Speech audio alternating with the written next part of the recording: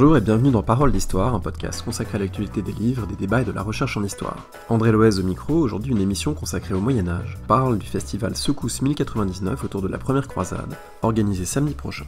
Et à travers ce sujet, on revient sur l'historiographie de la Méditerranée médiévale et ses enjeux parfois brûlants.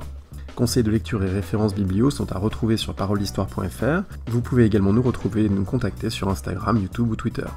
Bonne émission. Je suis avec Iris Cupella-Noguès, bonjour. Bonjour. Et Florian Besson, bonjour. Bonjour. Alors Iris, vous êtes cofondatrice de l'association La Boîte à Histoire. Florian, vous êtes médiéviste et vous co-animez le site Actuel Moyen-Âge. Et on salue la parution du deuxième volume aux éditions Arquet d'Actuel Moyen-Âge, qui est une série de livres qui éclaire le Moyen-Âge au regard du présent et réciproquement, et réfléchissent aux liens entre le Moyen-Âge et le présent. Ces liens entre Moyen-Âge et présent, ils vont être à l'affiche le samedi 28 septembre à Paris, dans le 10e, à travers un festival, le festival Secousses. C'est la deuxième édition de ce festival. Pour la première, je renvoie à l'émission qu'on avait faite avec Romain Duplan et Mathilde Larère autour de 1848, il y a un an à peu près. Cette deuxième édition porte sur la première croisade en question, 1099, la première croisade en question. Alors Iris, est-ce que vous pouvez peut-être nous présenter un petit peu ce festival, ce qui va s'y dérouler, et puis comment vous avez eu dans votre association d'histoire publique l'envie de parler de cette première croisade? En fait, oui, donc on a eu cette première édition du festival qui était sur les révolutions de 1848. Et évidemment, à l'issue, et même peut-être un petit peu avant la fin de la première édition de Secousses, on avait déjà envie d'en faire une deuxième édition. Parce que en fait ce festival Secousses c'est de toute façon un festival donc d'histoire, on dit pas histoire publique parce que c'est pas connu et qu'en soi ça reste un festival qui est sur l'histoire et qui parle de l'histoire, et donc le but en fait c'est de prendre une date, d'avoir comme ça un peu ce côté oui de toute façon on fait toujours des commémorations, des anniversaires, nous on prend un peu faire cette chose-là, mais on prend un peu à l'envers parce que en fait on prend une date qui n'est pas connue justement, et on veut pas en faire l'anniversaire, on veut juste faire parler un peu de cet événement qui n'est pas connu. Et la deuxième condition aussi de cet événement, c'est que ce soit un événement qui touche un peu plus que juste les frontières franco-françaises. Et donc Secousses 1099, pourquoi 1099? Déjà, voilà, on avait fait une première édition sur donc 1848, donc la période qu'on appelle contemporaine, et on n'avait absolument pas envie d'être cantonné à des historiens contemporanéistes, et en plus, au sein de la boîte à histoire, c'est absolument pas le cas. Il y a peut-être une toute petite majorité de contemporanistes. Oui, ces gens-là sont partout. Mais c'est ça, mais ça reste pas non plus la majorité au sein de la boîte à histoire, et c'est surtout que voilà, à Secousses, on a envie de parler de toute l'histoire de toutes les périodes. Et donc on a eu plusieurs débats autour de dates, mais laquelle on prend, quelle période, et puis 1099 est arrivé, donc par rapport à 2019, et avec cette envie justement de dire tiens, voilà, on entend parler beaucoup, le Moyen-Âge effectivement à la cote en ce moment, mais même au-delà de ça, ça reste un événement qui est quand même largement repris par les politiques, par toutes sortes de religions aujourd'hui, et donc on avait envie de comprendre un peu cette instrumentalisation, on va dire le mot choc, mais aussi de comprendre un peu plus ce qui s'était passé, et donc on s'est dit voilà, on se lance le défi de parler de cette période qui est effectivement assez controversée avec le regard qu'on porte aujourd'hui, et d'essayer de comprendre un peu plus. Peut-être un mot sur la forme du festival, en sachant que il est entièrement libre, les gens peuvent venir, peuvent consulter le site de la boîte à histoire, il y a le programme détaillé. C'est pas un festival classique au sens où ce serait simplement des conférences alignées et puis un petit peu magistrales. Vous essayez à travers ces festivals, pour 1848 c'était le cas, et là de nouveau pour 1099, de trouver des formes qui soient ludiques, qui soient un petit peu décalées. Peut-être que vous pouvez en donner un ou deux exemples pour cette édition.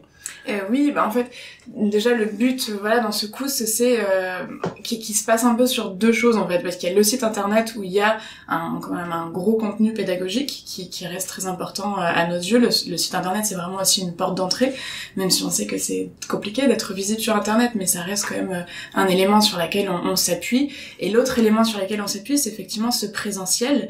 Donc en fait, vraiment rencontrer le public et surtout faire rencontrer les historiens, les historiennes avec le public. public. Et donc oui, nous, voilà, au-delà du fait qu'on ait fait une formation d'histoire publique, ce qui nous paraît important, c'est aussi que les publics soient acteurs, actrices dans leur apprentissage de l'histoire. Alors concrètement, ça passe par quoi? Concrètement, voilà. Et concrètement, ça passe par le fait que, eh bien voilà, par exemple, là, on va avoir une des premières activités qui donc sera animée par Florian Besson, qui est ici présent, ainsi que Camille Roupetel et Anaïs Kien, qui vont être là. Anaïs Kien va faire plutôt la médiatrice entre les deux historiens et historiennes.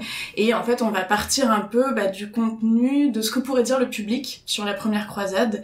Et ensuite, Florian et Camille vont essayer justement pas de réorienter, il s'agit pas non plus de dire non, c'est faux ce que vous dites, mais juste de dire non, voilà, en fonction des sources, en fonction de l'historiographie, en fonction de ce qui a été découvert, eh bien non, on est plus sur ça, on est plus... Alors ça, c'est l'atelier de fact-checking voilà, sur les idées reçues. Mais je crois qu'il y a aussi des choses plus gustatives, oui. Puisqu'il est question d'une dégustation de dessert. Oui, c'est ça. Alors ça, c'est un peu nouveau, en l'occurrence pour ce coup. C'est vrai que pour 1848, ça marche peut-être moins, peut-être que le strudel viennois sur les barricades, non, je sais pas, mais ça, ou le vin tout à fait, le vin révolutionnaire. Alors pour la première croisade, qu'est-ce que ça donne, à quoi ça renvoie? Et ben justement, c'est marrant que vous ayez mentionné les strudels, parce que en fait, donc là, on a demandé à une étudiante qui est en licence là à Nanterre et qui s'est intéressée justement à ça, un peu les échanges culturels et notamment, enfin donc entre, on va dire, l'Orient et l'Occident. Et Florian, tu me corrigeras si on dit ça peut-être. Mais du coup, les échanges, surtout à un niveau culinaire. Et en fait, elle s'est dit, mais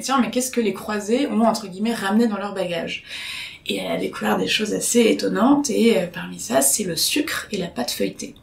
Et donc, ce qu'on propose là, donc cette histoire publique de faire aussi comprendre l'histoire et ces échanges culturels, sera à travers la dégustation donc de strudel et de baklava. Donc ça, effectivement, c'est un peu nouveau, mais bon, c'est aussi un aspect de l'histoire publique et qui est intéressant. Alors, on voit bien que il y a cette dimension ludique. Une question qui m'est venue en apprenant que c'était sur 1099, c'est que il y a quand même une vraie différence avec 1848. 1848, on voit bien comment c'est un événement avant tout émancipateur, dans lequel beaucoup de gens peuvent se reconnaître parce que, voilà, on parle du printemps des peuples, on parle d'une aspiration à la liberté, et il y a une identification possible.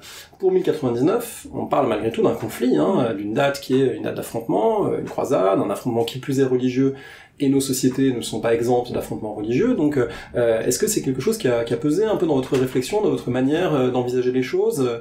Est-ce qu'on peut faire du ludique de la même façon avec un événement qui est pas le même? Alors, bien sûr, par exemple, une des questions qu'on s'est posées dans tout le processus de communication autour du festival, mais en tout cas, c'est qu'on pouvait pas faire une espèce de promotion comme ça d'une date 1099 comme on l'avait fait effectivement pour 1848. Ni se mettre à la place des croisés, par exemple.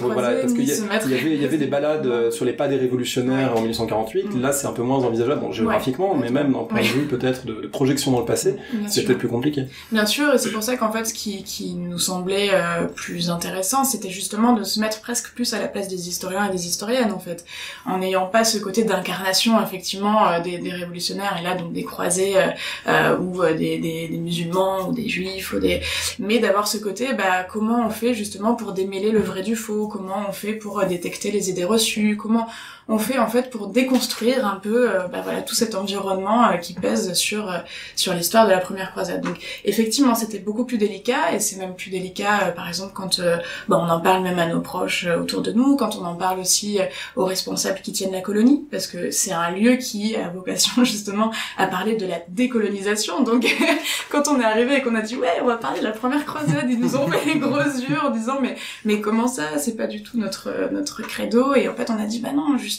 on veut justement, en fait ce qu'on s'était dit, c'est que c'est un peu aux historiens, aux historiennes de prendre le devant de la scène sur ce sujet-là, et justement d'arrêter que ce soit toujours les mêmes polémistes qui en parlent, quoi.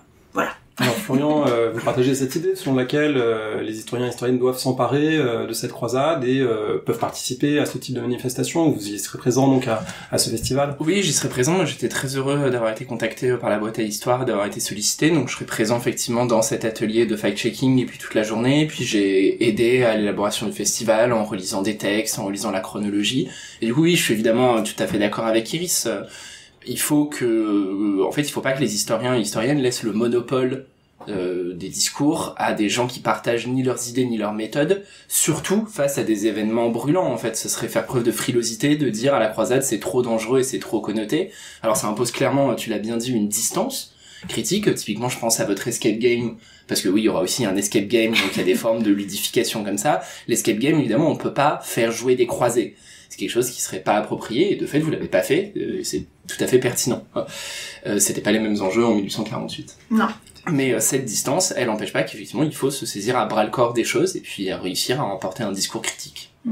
Alors, un discours critique, c'est important parce que cette période des croisades, et peut-être plus largement la Méditerranée médiévale, on va y venir, font l'objet d'un certain nombre d'usages politiques ou de lectures idéologiques qui ne correspondent pas forcément aux réalités médiévales. Et donc là, il y a un écart qui interroge, d'autant que cette question de la Méditerranée médiévale, elle est présente dans les programmes scolaires, programmes de seconde en particulier, où la Méditerranée au Moyen-Âge fait son retour cette année après quelques années d'éclipse, et puis elle est présente dans les concours de l'enseignement, l'agrégation interne. Donc c'est quelque chose sur quoi les enseignants sont amenés à travailler, on est amené à réfléchir, mais cette réflexion doit tenir compte d'un cadre temporel dans lequel c'est pas une question simple, c'est une question, ça a été dit, une question brûlante, une question sensible. Alors, qu'est-ce qui rend cette question sensible ou brûlante aujourd'hui ? Oui, c'est vrai, vous avez raison de le remarquer. Il y a quand même il y a quelque chose de toute évidence qui nous interroge dans la croisade ou dans la Méditerranée médiévale. C'est pas un hasard que la même année il y ait ce festival, qui ait plusieurs publications importantes sur le thème en français ou dans des pays anglo-saxons, et puis qui ait cette question d'agrégation interne sur juifs, chrétiens, musulmans en Méditerranée, et ce nouveau chapitre de seconde, la Méditerranée médiévale. Là, il y a quelque chose d'assez frappant. Surtout que les acteurs qui décident de ces thèmes se connaissent pas forcément. Alors, je ne pense pas, Iris, que t'es contacté par les inspecteurs généraux qui t'aient demandé de faire le festival sur la croisade. Donc il y a clairement plutôt des convergences qui dessinent des lignes de force ou des lignes de faille de notre contemporain, mais qui sont assez intéressantes à ce niveau-là. Ça, c'est une digression. Et la question, c'était qu'est-ce qui est sensible, c'est ça Oui, ou en tout cas, pourquoi... Alors, on le comprend, pour l'instant on tourne autour sans le dire, mais il y a dans cette première croisade et dans cette Méditerranée médiévale des questions qui renvoient aux contemporains, puisque c'est les questions du conflit religieux, du vivre ensemble ou pas, de la coexistence de communautés confessionnelles différentes. Et donc, c'est à la fois des questions dont on est tenté de s'emparer historiquement, mais avec un risque pour les historiens et les historiennes, c'est de transposer les situations du contemporain et les grilles de lecture du contemporain sur des sociétés médiévales qui ne fonctionnaient pas exactement de la même façon. Oui, bien sûr. Oui, bah voilà, effectivement, on peut dire, non seulement il y a cette question de la coexistence, puis il y a la question de la violence religieuse, quoi. Les croisades, c'est ça qu'il y a au cœur, c'est la question de la violence entre communautés confessionnelles, et en particulier, on a commencé à le dire, autant le dire, de la violence entre christianisme et islam, quoi. Voire même entre chrétiens et musulmans, ce qui est pas la même chose. Et donc, clairement, ça nous interroge parce qu'il y a le Bataclan, parce qu'il y a Charlie Hebdo, et parce qu'on a ça derrière, quoi.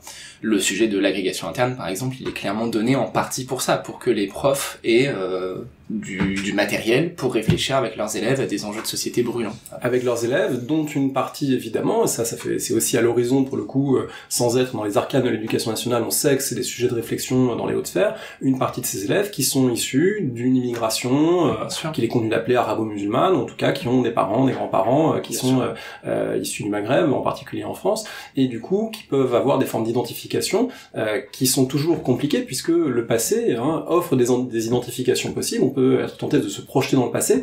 Alors toute la démarche des historiens, des historiennes et des gens qui font l'histoire publique est de dire attention aux identifications trop simples. Nous ne sommes pas les croisés d'il y a 10 siècles, de la même façon les musulmans d'aujourd'hui ne sont pas les Fatimides, etc. Donc ce travail est à mener, selon vous, de distanciation des identités contemporaines par rapport à celles du Moyen-Âge ?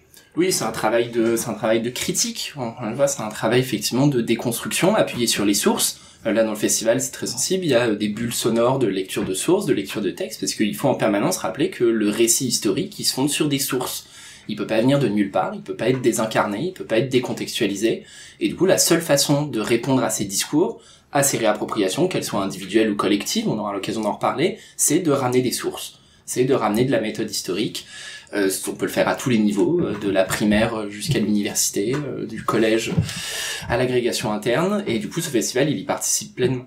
Du côté des historiens, il y a eu un événement relativement récent qui avait aussi placé la Méditerranée médiévale au cœur des interrogations, moins sur la dimension du conflit religieux, sur laquelle on reviendra peut-être, que sur la dimension de la transmission culturelle. Hein. Je pense au livre de Sylvain Guggenheim, Aristote au Mont-Saint-Michel, j'ai plus la date exacte de parution. 2008, je crois. Voilà, c'est fin des années 2008, et qui a provoqué une controverse considérable, qui n'était pas juste une controverse savante, mais qui est aussi arrivée dans l'espace public, notamment parce que cet auteur disait que finalement la science médiévale ne devait rien à la transmission, ne devait pas l'essentiel de son savoir à la transmission par l'islam de textes, notamment de textes grecs, et donc ça a provoqué évidemment des réactions fortes, notamment de médiévistes qui avaient travaillé justement sur ces mécanismes de transmission, d'appropriation culturelle. Donc ça c'est un sujet qui est présent d'ailleurs en filigrane dans les programmes, puisque c'est les lieux de traduction comme la Sicile, comme Tolède figurent parmi les thèmes qui sont à enseigner. Est-ce que vous pouvez peut-être revenir un peu sur cet épisode et sur en quoi il est révélateur finalement à la fois du travail historique nécessaire sur ces questions et puis peut-être des instrumentalisations idéologiques qui interviennent?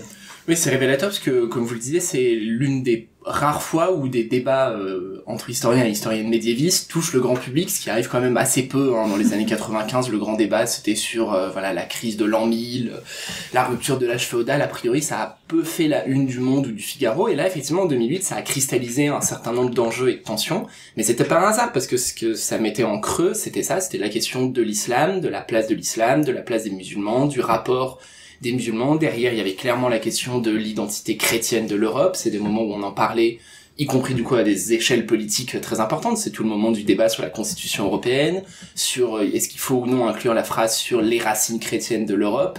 Et il y a tout ça derrière, sans qu'on puisse véritablement savoir qu'est-ce qui est cause, qu'est-ce qui est conséquence, qu'est-ce qui reflète l'un, qu'est-ce qui provoque l'un. Mais en tout cas, en 2008, il y a quelque chose qui se cristallise autour du livre de Sylvain Guggenheim. Et ce qui est intéressant avec ce livre, c'est que alors même qu'il a été parfaitement réfuté par tous les spécialistes de ces questions, que ce soit les spécialistes de la période ou vraiment les spécialistes, qu'on parle de questions hyper pointues quand même, on parle de questions de tradition manuscrite et de qui a traduit en premier tel texte repris d'Aristote. Oui, ça a permis au passage à pas mal de gens de découvrir une historiographie d'une extraordinaire complexité, dont les figures visibles sont des gens comme Alain Delibera, mais en fait derrière il y a des dizaines d'érudits avec des travaux d'une grande technicité sur les questions de traduction. Oui, grande technicité, parce que ne serait-ce que parce que ça suppose de maîtriser un grand nombre de langues, parce que ces traductions, en fait, on dit elles passent par l'islam, mais en fait très souvent c'est des chrétiens nestoriens qui le font, des chrétiens jacobites, donc qui sont arabisés, mais qui parlent à la fois arabe et syriaque, donc qui des traducteurs juifs également. Des traducteurs juifs, beaucoup, mais qui écrivent avec des caractères arabes, donc c'est du judéo-arabe médiéval, donc en fait on est dans des corpus de 5 ou 6 langues, bon, donc des choses extrêmement denses et extrêmement touffues. Donc à ce niveau-là, effectivement, ça a eu le mérite. Clairement, les polémiques, c'est toujours l'intérêt, ça met sur le devant de la scène le travail historique, et je suis sûr qu'il y a plein de gens qui ont découvert en disant « Ah, mais en fait, c'est intéressant ». Et donc ce que je disais, c'est qu'alors même que le livre, il a été totalement réfuté par ces spécialistes sur quasiment l'intégralité des points, que ce soit sur la méthode, sur les éléments factuels, quitte à dénoncer vraiment des erreurs d'identification d'auteur, d'identification de texte, le livre reste cité comme une référence et reconnu comme une référence dans certains milieux politique ou intellectuel.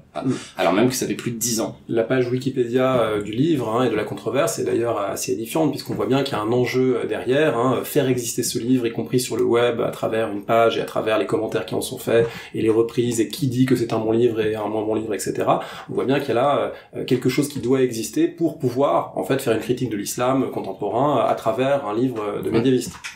Et puis ça pose en creux un problème qui est toujours le cas, c'est que le livre a été plus diffusé que ses réfutations. Parce que les réfutations, du coup, sont venues quelques années après, elles sont plus denses, plus érudites, plus universitaires, et du coup, elles ont eu moins d'écho, alors même qu'elles démontent totalement les thèses du livre.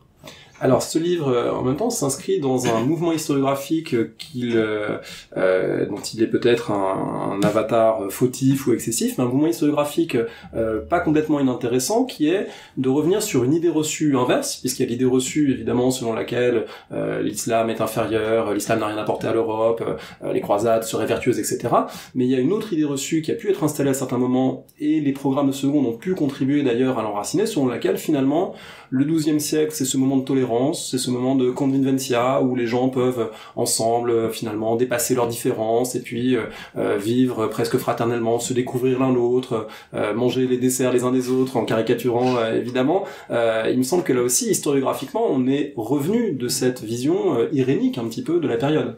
Oui, alors la convivencia, pour rappeler, donc effectivement, c'est un paradigme historiographique forgé en particulier pour la péninsule ibérique, donc pour Al-Andalus, pour désigner un moment, effectivement, entre le XIe et le XIIIe siècle, qui aurait été caractérisé par une tolérance entre les communautés confessionnelles. Et en fait, entre toutes les communautés confessionnelles, parce qu'on parle beaucoup des chrétiens et des musulmans, mais il y a des juifs aussi, des grandes communautés juives. Et donc la convivencia, c'est l'idée de cette tolérance, qu'on retrouve dans l'expression, c'est l'Espagne des trois religions, qu'on trouve beaucoup. Et effectivement, les anciens programmes de seconde, ou même de cinquième, reprenaient un peu cette vision, avec l'idée qu'il y avait eu des périodes de tolérance qui s'opposaient à des phénomènes de violence ponctuels, mais que globalement, on avait su inventer une forme de vivre ensemble médiéval. Et là, ça renvoie très bien à ce que vous disiez tout à l'heure. Là, clairement, on cherchait, dans le Moyen-Âge, on cherchait des réponses face à des questions qui nous inquiètent, parce que c'est pas simple d'y répondre. Et ce paradigme historiographique de la convivencia, on en est très largement revenu, depuis maintenant une quinzaine d'années, avec notamment les travaux de David Nirenberg, qui a travaillé, qui a été le premier vraiment à déconstruire ce modèle. Alors on mettra les références sur le site internet de Parole d'Histoire, je le signale pour ceux et celles qui nous écoutent.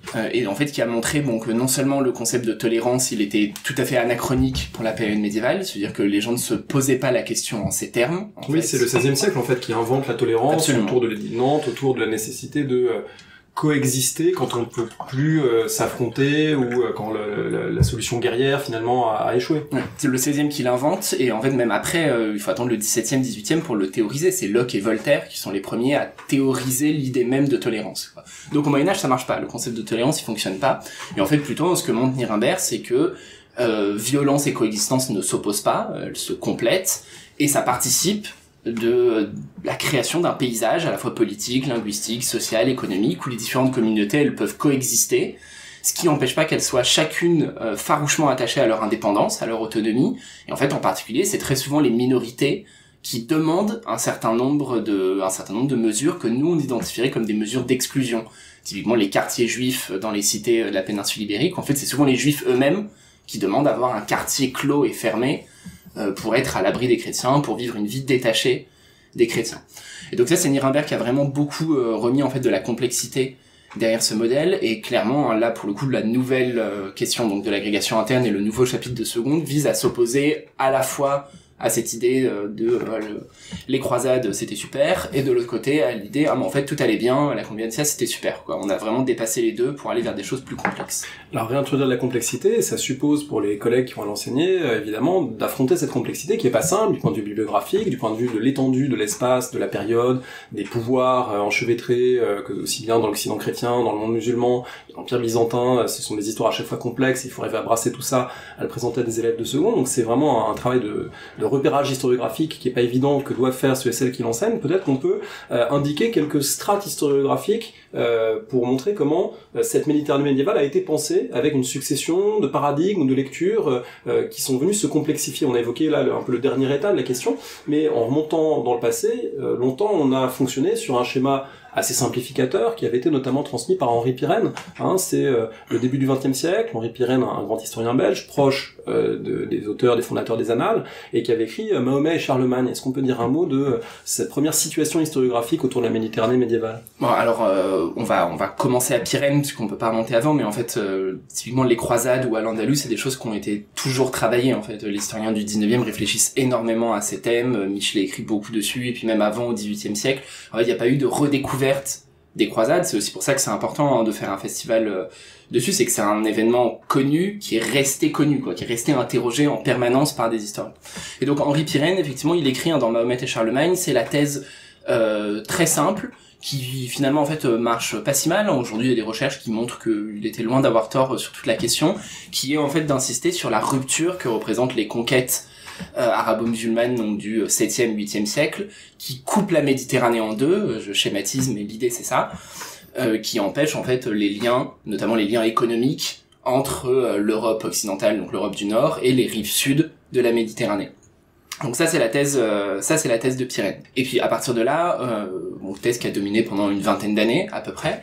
Et puis après la grosse rupture à partir de là, ça va être plutôt les travaux de Braudel, Fernand Braudel sur la Méditerranée, qui l'interroge dans le temps long, le dada de Braudel, la longue durée, et puis dans l'espace long, Ça veut dire que là, au contraire, lui, il va interroger en fait vraiment les permanences, les continuités, et c'est un des premiers à remettre en question cette thèse et à dire, mais en fait, finalement, ces conquêtes arabes, elles aboutissaient à la formation d'un immense empire, un Dar al-Islam qui va de l'Espagne à l'Inde, mais finalement, en fait, ça change peu de choses, notamment pour les gens qui vivent là. Pour les modes de production agraire, voilà. Pour la transhumance des bergers. Absolument, on continue, c'est les phrases de Brodel, l'islam a remplacé le christianisme, mais on continue à boire de l'huile d'olive et à boire du vin, quoi. Et en fait, finalement, c'est très influencé par l'école des annales, on se remet dans de l'économique, on se remet dans du social, on s'intéresse à la consommation, et on dit, mais en fait, pour les gens eux-mêmes qui vivent, ça change pas grand-chose. Là, on est en 1949, la thèse de Fernand Braudel. Ouais. Et puis, les années qui suivent, évidemment, vont voir une explosion de la recherche et une multiplication des recherches, notamment des recherches locales, et là, on va interroger certains territoires comme des laboratoires, des espaces tests, finalement, de ces questions envisagées à l'échelle de toute la Méditerranée, et on va arriver à des complexités de plus en plus grandes. Je pense aux travaux sur la Sicile, on a cité l'Espagne tout à l'heure, il y a évidemment les travaux sur la Terre Sainte et sur la présence des croisés, et là on va venir ajouter un certain nombre de questions historiographiques. Ouais, alors je pense que c'est en deux temps. Je pense qu'avant Braudel, il y a d'abord une première vague d'historiens, d'historiennes qui se ressaisissent de la croisade, pour le coup vraiment de la croisade comme phénomène historique, des historiens comme Joshua Prawer par exemple, un historien israélien.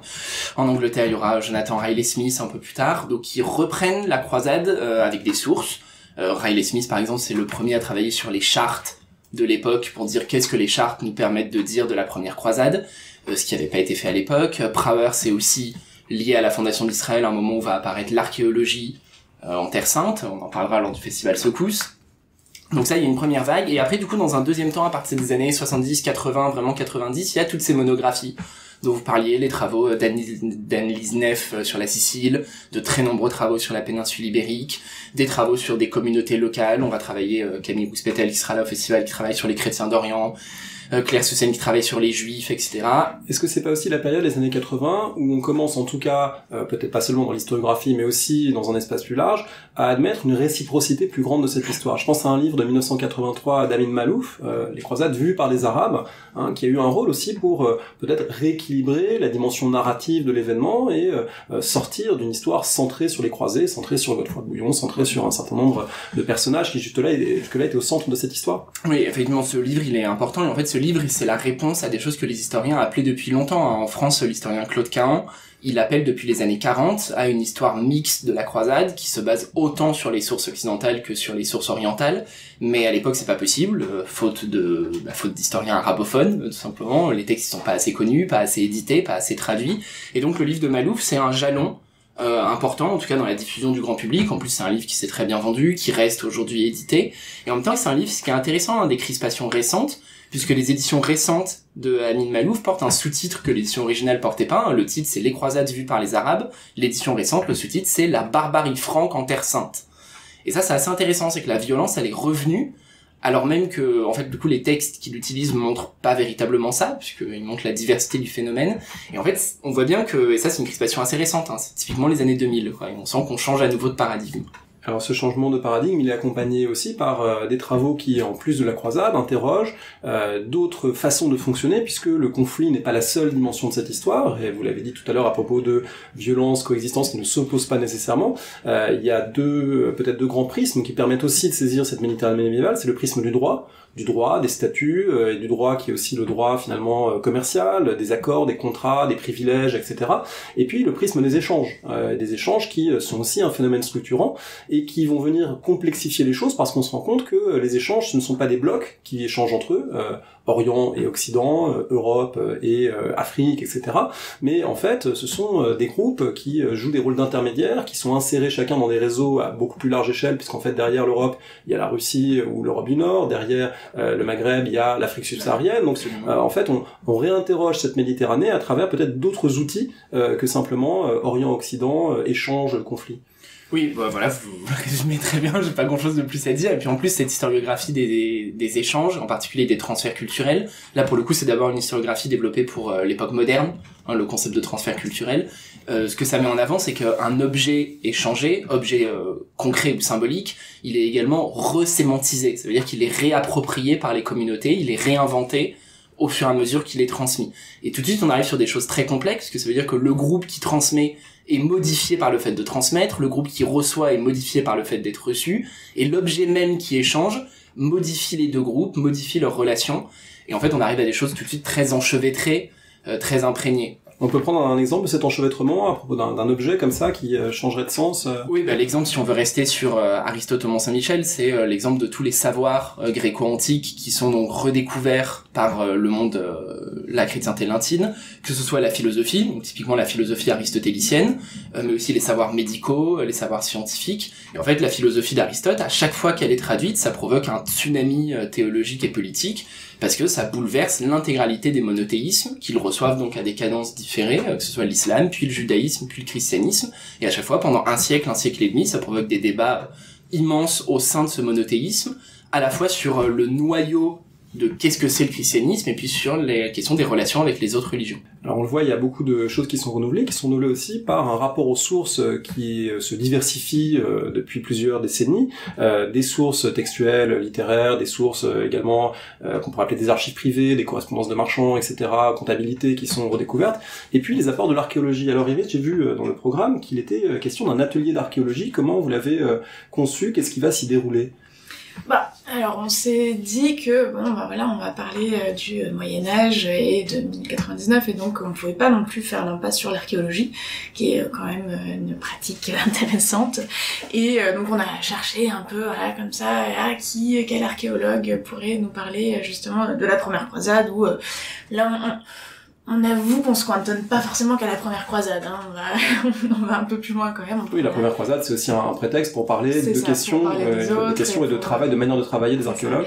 Et donc là, on est tombé en fait sur la mission archéologique qu'a conduite Yves Glaise il y a quelques années maintenant, donc au niveau du château d'Atlit. C'est proche de Haïfa aujourd'hui en Israël. Et justement, là, Florian parlait d'échanges. Et ce que ont d'ailleurs découvert les archéologues dans cette mission, c'est que il y a un château qui était le château des Croisés, et à côté de ce château, il y a un cimetière qui est immense, qui est un des mieux conservés en plus des cimetières francs de cette région. Et Yves Glaise, c'est d'ailleurs un archéo-anthropologue, c'est comme ça qu'il aime se définit, lui, il est spécialiste de la pratique funéraire. Et donc ils se sont emparés de ce cimetière qui avait déjà été fouillé en fait dans les années 30, qui avait été en plus été remodifié, reconstruit entre guillemets pour justement être mieux protégé, etc. Et donc ils ont refouillé encore ces tombes, mais par exemple ils ont découvert à côté de squelettes de croisés des bols qui venaient de Chypre. Et donc ils se sont dit mais tiens, est-ce que ça veut dire que du coup en fait ces croisés qui pouvaient venir de l'Europe de l'Ouest, et en fait quand ils ont été enterrés, ils se sont aussi emparés des pratiques funéraires locales, quoi. Et donc voilà, Yves Glaise, c'est donc cet archéologue qui va venir qui vient au festival Secousse et qui va nous parler un peu de cette mission donc archéologique. Et alors évidemment, parce que ce qui nous intéresse, c'est pas de justement entendre l'archéologue nous raconter sa mission. C'est participatif. Et en fait là, on a monté un atelier qui en fait s'inspire un peu de ce que fait beaucoup l'INRAP, qui est un atelier photo-fouille. Et donc, en gros, on a sélectionné comme ça une ribambelle de photographies qui capturent un peu la mission archéologique. Et donc, Yves Glaise, un peu pareil, toujours disant tiens, je vous montre ça, je vous montre cet outil que moi j'utilise en tant qu'archéologue. Qu'est-ce que ça vous inspire? À quoi ça sert? Et puis après, il va nous raconter toute une belle histoire, et il y a même Indiana Jones. Évidemment, on peut pas faire l'archéologie sans Indiana Jones, comme on le sait. Ce renouvellement donc des documentaires à travers l'archéologie, il est vrai, je l'ai dit, pour les sources. Florian, est-ce qu'il y a un document ou un type de document sur lequel vous voudriez attirer l'attention? Par exemple, les collègues qui enseignent en seconde, qui évidemment dans leur manuel ont toute une série de choses, généralement issues des historiens, les historiens francs, des historiens et des chroniqueurs arabes, etc. Est-ce qu'il y a, soit parmi ces documents existants, soit des choses peut-être qu'on pourrait pointer, qu'on pourrait leur indiquer, des éléments qui vous paraîtraient intéressants de regarder? À travailler, mais c'est vrai que là, par rapport à cette nouvelle question là, donc qui est structurée autour d'un certain nombre de points de passage et d'ouverture, pour reprendre la terminologie des programmes en vigueur. Donc Bernard de Clairvaux, pas hyper méditerranéen, mais bon. Oui, Bernard de Clairvaux et la deuxième croisade. Voilà, c'est là pour rappeler la deuxième croisade. Et puis il y a Venise. Et ce qui manque peut-être un peu justement, c'est un exemple de transfert culturel, quoi, un exemple d'objet échangé. Et pour le coup, ce qui est bien, c'est qu'on en a plein, en fait, on en a vraiment beaucoup. Moi, je pense qu'avec des élèves, ça pourrait être très intéressant de travailler sur un exemple très concret, que ce soit la circulation des savoirs liés à l'optique. Par exemple, au moment où on fait les croisades, en Orient, il y a de très bons opticiens, de très bons ophtalmologues, et on ramène en Occident un certain nombre de savoirs médicaux qui vont permettre l'élaboration des premières lunettes, des premières bésicles. Je pense que ça peut être assez intéressant. Celle que Guillaume de Baskerville porte sur le nez. Voilà, dans le nom de la rose. Voilà. Je pense que 50% des élèves portent des lunettes. Ça peut être assez rigolo de leur dire qu'en fait ces lunettes, elles ont une histoire comme le reste et qu'elles s'enracinent en partie dans ces affrontements religieux qu'on étudie en cours. D'autant que si je me souviens bien, c'est à l'origine des très beaux documents visuellement, les planches anatomiques, ophtalmologiques, oui, avec voilà, ça donne des documents visuellement qui sont parlants pour des élèves de seconde. Ça peut être intéressant. Alors c'est une histoire, cette histoire de la croisade qui évidemment a fait l'objet, on l'a dit, de multiples appropriations, réappropriations, de surtout parler des choses un petit peu déplorables sur le plan idéologique, un petit peu funestes, mais il y a aussi des appropriations artistiques. Il y a beaucoup de films qui évoquent la croisade, un des plus récents, Kingdom of Heaven, mais il y en a eu bien avant cela. Vous proposez aussi un parcours, Iris, sur le cinéma et comment le cinéma a mis en scène la croisade. Oui, tout à fait. Mais alors, justement, on fait un peu le pied de nez à ça parce qu'en fait, on l'inclut dans un atelier qui en fait parle du médiévalisme. Donc le médiévalisme aujourd'hui, ça fait pas longtemps en fait qu'on emploie ce terme. Il est pas vraiment connu. On l'emploie plus pour une blague en plus en général. C'est-à-dire, je suis médiévaliste. Et en fait, c'est toute l'interrogation qu'il y a autour de comment justement le Moyen-Âge et les représentations du Moyen-Âge sont utilisées dans notre monde contemporain. Et donc en fait, pour cet atelier, qui est en fait un atelier vraiment de fiction, de cinéma et fiction, parce qu'on va vraiment demander là au public de jouer. Et on part en fait de deux supports, c'est pas des sources, mais deux documents, qui sont d'une part un scénario que Paul Verhoeven avait écrit, qui s'appelle Crusade, et il voulait absolument faire un film qui allait être le film le plus monumental, le plus merveilleux, le plus extraordinaire sur la première croisade. Il voulait d'ailleurs que Arnold Schwarzenegger joue le premier rôle.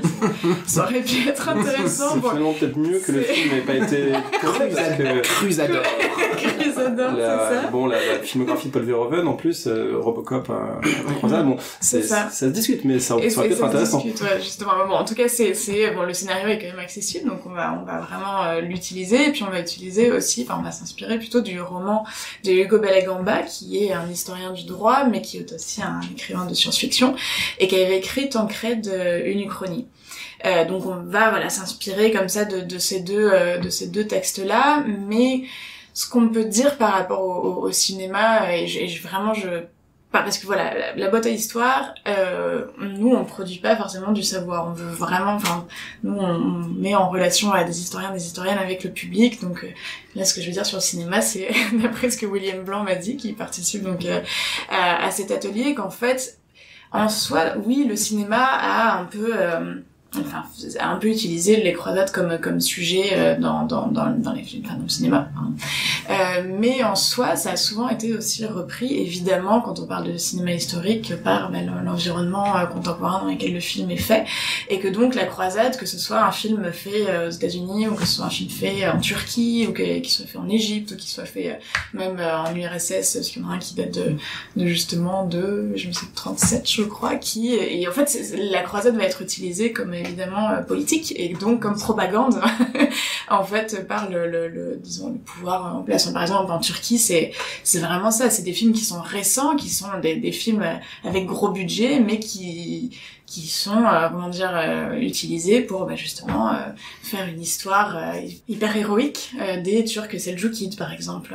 Donc c'est un cinéma, mais effectivement un cinéma qui est évidemment politique, qui est usé.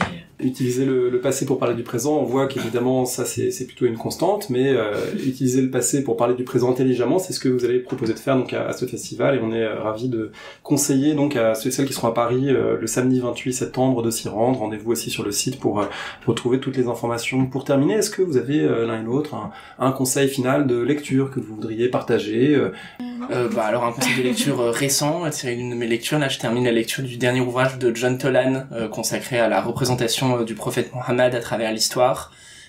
qui est très intéressant, une enquête voilà, où il balaye en fait à la représentation du prophète en Occident, pardon, j'ai pas précisé alors que c'est ça l'élément important, donc depuis le Moyen-Âge, depuis le XIe siècle, au moment où on a commencé à réfléchir à la figure du prophète, évidemment vu à l'époque comme une figure diabolisée, antéchrist, jusqu'au XVIe, XVIIe, un moment où tous les penseurs des Lumières se réapproprient Mahomet contre l'Église et en font au contraire un modèle de tolérance, un apôtre de la paix, ce genre de choses. On découvre des textes surréalistes parce qu'on les a oubliés, et où il va évidemment jusqu'au contemporain avec toutes les questions que pose aujourd'hui, notamment les questions de la représentation du prophète. Voilà, je t'en termine la lecture. Très bon livre.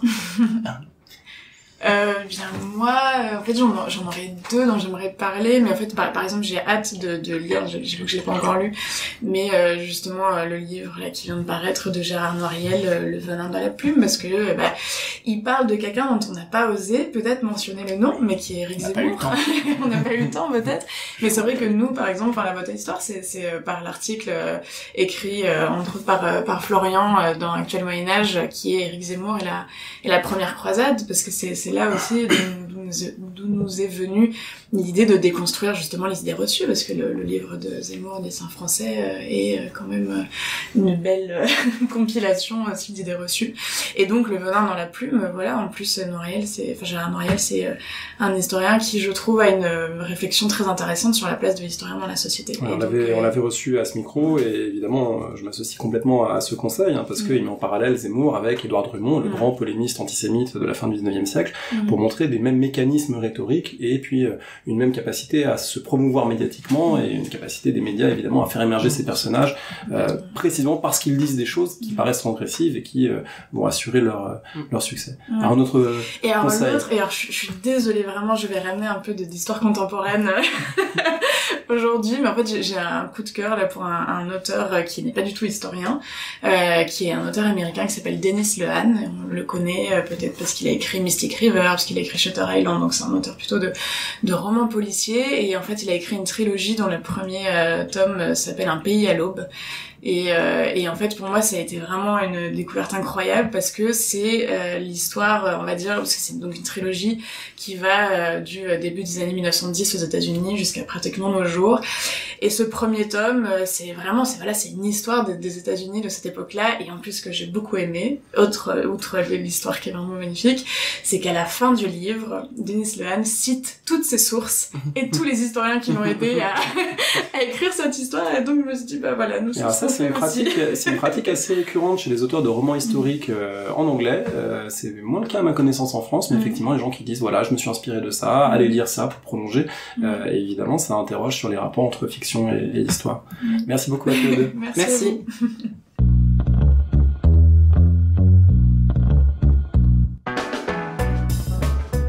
Merci de nous avoir écoutés. Vous retrouvez tous les conseils de lecture ainsi que la bibliographie complète de l'émission sur le site paroledhistoire.fr. On se retrouve mercredi prochain pour parler d'antiquité et plus précisément de la numismatique. Merci, à bientôt.